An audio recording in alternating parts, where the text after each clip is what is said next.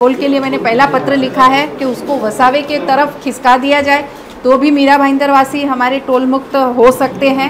दूसरा और एक जो बहुत बड़ी दिक्कत आ रही है, अपार्ट फ्रॉम दैट यहाँ ट्रैफिक इतनी जमा हो रही है कि हमारा 1 या 1.5 घंटा सिर्फ टोल क्लियर करते करते जा रहा है। ये अभी की हालत है क्योंकि ट्रेन बंद होने से मुझे लगता है सभी रोड से ही जाना उनके पास पर्याय रह गया है। उसकी वजह से भी बहुत गिरदी बढ़ गई है, तो उसको कैसे सॉल्यूशन लाया जाए वो एक अहम मुद्दा है।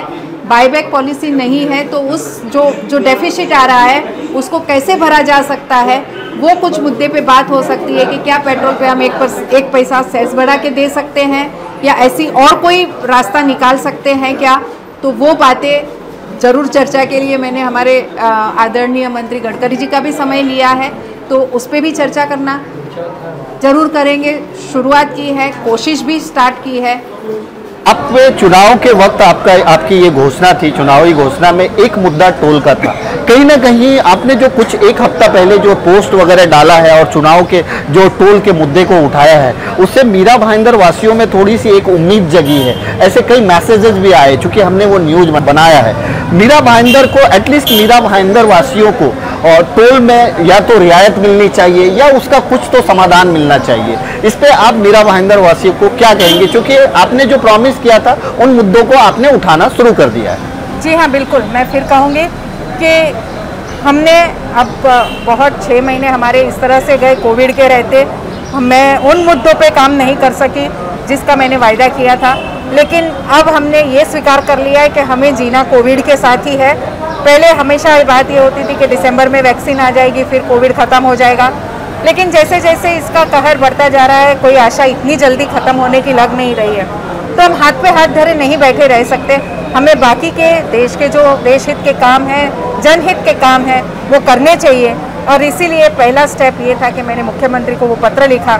जब तक आप पत्र व्यवहार नहीं करोगे, डायरेक्ट आप आंदोलन करोगे, तो मुझे लगता है ये भी ठीक नहीं है। पत्र व्यवहार करके हमारे उन सभी नेताओं को ये बताना चाहिए कि हमें क्या क्या परेशानियां यहाँ हो रही है, और इसमें हम पहले बैठ के चर्चा करें कि हम कैसे कुछ निर्णय पे ला सकते हैं।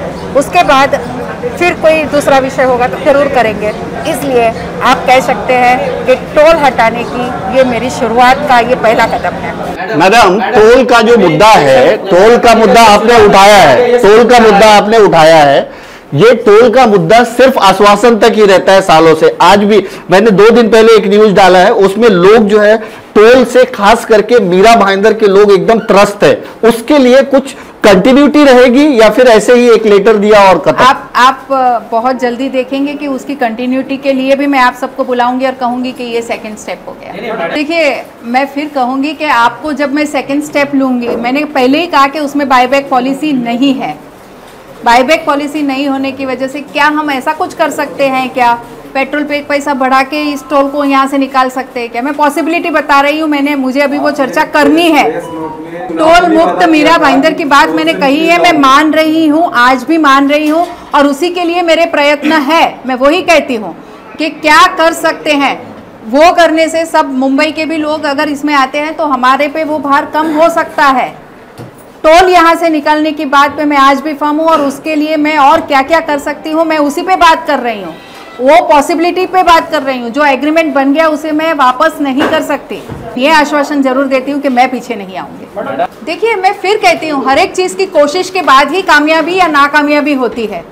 आप लोगों ने भी अपने जीवन में बहुत सारी ऐसी कोशिशें की होगी, किसी में कामयाब हुए होंगे, किसी में नाकामयाब भी हुए होंगे।